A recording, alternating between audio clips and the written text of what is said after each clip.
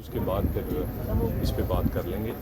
اور کبھی ایک بندہ کہہ دیتا ہے سول نافرمانی ہوگی, حلیمہ خان کہہ دیتی ہیں ایک کارڈ میرے خان صاحب کے پاس اور بھی ہے, وہ کارڈ کھیل لیں پہلے. اور اس طرح کی کوئی بات چیت جو کسی آپ دھمکی دے کے کریں وہ, اور ویسے بھی اس بات چیت میں ان کی انٹینشن ٹھیک نہیں لگ رہی. یہ ایک جو چارج شیٹ آئی ہے اس سے گھبرا کے یہ بات چیت کی بات کر رہے ہیں. یہ کلیریفائی کریں, یہ کہتے تھے ہم چوروں سے ہاتھ نہیں ملاتے, کیا اب اس بات کو واپس لے رہے ہیں؟ یہ کہتے تھے یہ پارلیمنٹ جعلی ہے, کیا اس پارلیمنٹ کے بارے میں ان کا جو موقف تھا وہ بدل گیا ہے؟ اگر یہ دونوں چیزیں بدل گئی ہیں تو اس کے بعد پھر سوچا جائے. اس وقت حکومت کے آگے جو ہے نا یہ اپنا سرنڈر کر چکی ہے اور مذاکرات کی طرف آ رہی ہے. جی سر, یہ پارلیمنٹری کمیٹی کی جو چیئرمین ہیں خورشید شاہ کے ساتھ مذاکرات کے لیے کہہ رہی ہے پی ٹی آئی, آپ کیا کہتے ہیں کہ ہونے چاہیے ان کے ساتھ بھی؟ گزارش یہ ہے کہ جو بھی اتحادی فیصلہ کرتے ہیں وہ مشاورت سے کرتے ہیں. اور ہم پہلے بھی خورشید شاہ صاحب نے جو کمیٹی بنائی تھی اس میں 26ویں ترمیم میں جتنی ان کی ریزرویشنز تھی وہ دور کی. انہوں نے وہاں پر بیٹھ کے کہا کہ یہ ڈرافٹ ہمیں قبول ہے. پھر جب وہ اڈیالہ گئے ہیں تو وہاں پھر انہیں قبولیت نہیں ملتی, وہاں انہیں پھر جھٹکی ملتی ہیں. تو جب ایک پوری پارٹی یرغمال ہے ایک قیدی کی, اور وہ اس مجرم کی جو بغاوت اور دوسرے مقدمات میں ہے, تو میرا خیال ہے اس ماحول میں کیا ان سے بات چیت ہوگی. اچھا سر, یہ بتائیے گا کہ کیا حکومت سنجیدہ ہے پاکستان تحریک انصاف کے ساتھ مذاکرات کرنے کے لیے؟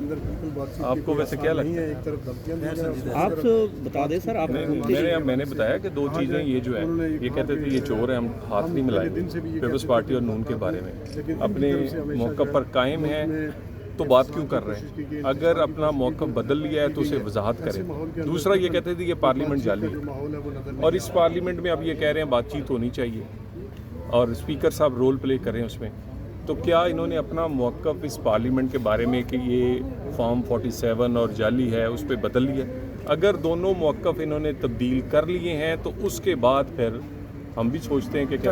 طلال صاحب, سپریم کورٹ نے فوجی عدالتوں کو 85 ملزمان کے فیصلے سنانے کی اجازت دے دی ہے.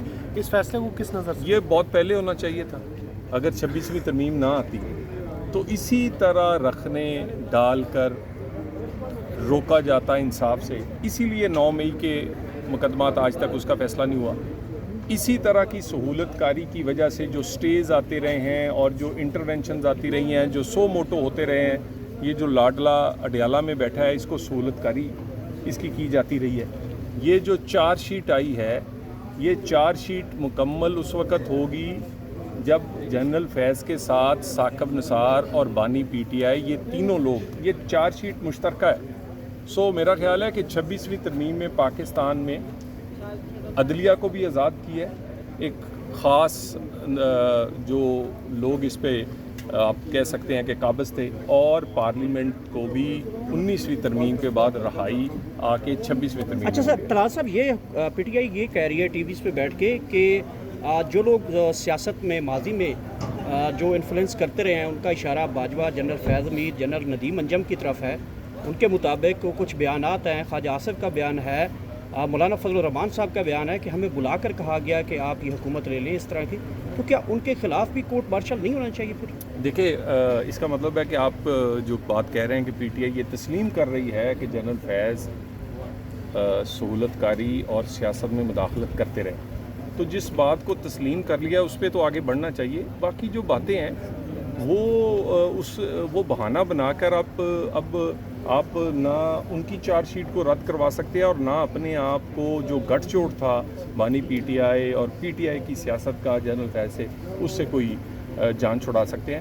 تو میرا خیال ہے اس پورے جہان کو پتہ ہے, ہر کوئی جانتا ہے کہ جنرل فیض کا ریٹائرمنٹ کے بعد بھی جو رول انہوں نے پلے کیا ہے وہ سب کو پتہ ہے. تو میرا خیال ہے کہ یہ بالکل صحیح سمت میں چیزیں بڑھ رہی ہیں اور اسے منطقی انجام تک پہنچنا چاہیے. مذاکرات کی آڑ میں اس طرح کی جو احتساب ہو رہا ہے اسے نہیں رکنے دیں گے یا اس میں رکھنا نہیں ڈلے گا. Thank you very